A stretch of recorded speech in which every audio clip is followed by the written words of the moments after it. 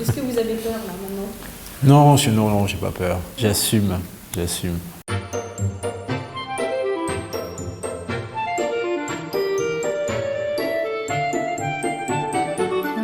J'ai été un bon élève pendant un certain temps, après un peu moins. J'ai même été à un moment donné un peu cancre, mais j'ai toujours eu de bonnes notes en dissertation, en dictée, etc. Ça, j'ai toujours eu de très bonnes notes, mais c'était il y a très longtemps. Et aujourd'hui, je suis comme tout le monde, j'utilise le traitement de texte.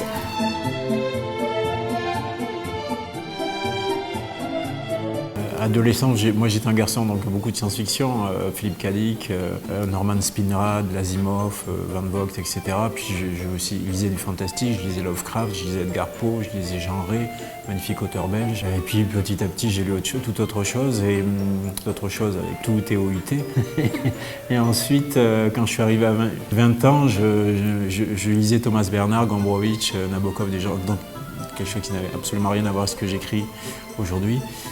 Voilà, je suis passé à peu près par tous les stades. Je suis arrivé assez tard au roman policier. D'accord. Faut pas retourner parce que les textes sont... D'accord, donc je choisis Dictée du Figaro, Charles Perrault, Julien Gracq. Allez, je vais faire confiance à Dictée du Figaro. Julien Gracq, je l'ai lu, j'ai lu Le Rivage des Sirtes, j'ai lu... Non, c'est pas une bonne idée. Les Perrault, c'est trop ancien. On va faire la Dictée du Figaro, allez. J'espère ne ressemblera pas à celle de Bernard Pivot. Accroupi au bord de l'eau, il observe le fil transparent de sa canne s'évanouir à la surface noirée.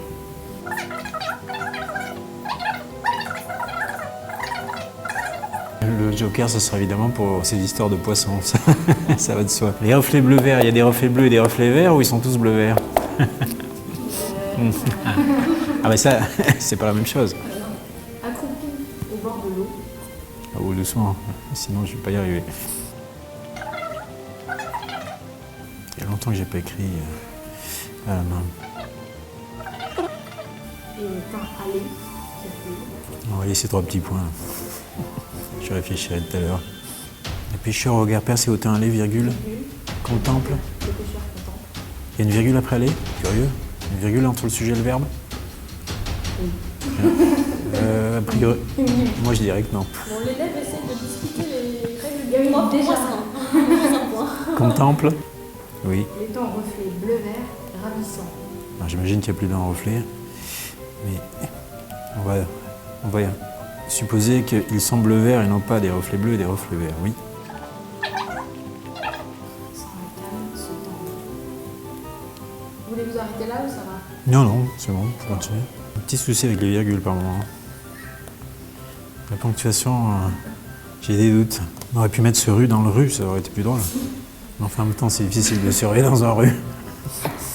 La bête Lénine se rue dans l'eau courante. Dans sa gueule, virgule, un maçon. Ce sera ça le Joker. Hein. J'ai dit 2 fois en plus. Alors, comment ça s'est passé? Je m'aperçois qu'il faudrait que je révise un peu, mais ça va. Bon, si j'ai les doublements de consonnes, toujours pareil. Hein. C'est un aspe, hein, c'est ça? Ce qu'il va attraper par-dessus tout, c'est un aspe. Bon, je vais le mettre... le doute, je l'ai sur un mot tout simple. Hein. C'est vraiment la honte. Agrippé. Si j'ai pensé père, Julien Père, allons-y. Non, c'est pas vrai. C'est une blague.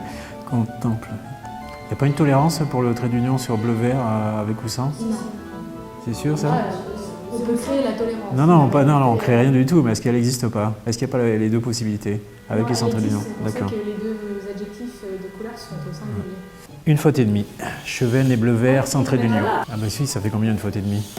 18,5 sur 1. Hein. Et ben voilà. Pas encore sénile. Voilà. Et voilà. Je ne me suis pas totalement ridiculisé. C'est Sacha Guitry qui en riait, qui s'en amusait, qui demandait dans la phrase « Monsieur Coutre était des plus satisfaits de sa femme, faut-il mettre un S ou non à satisfait ?»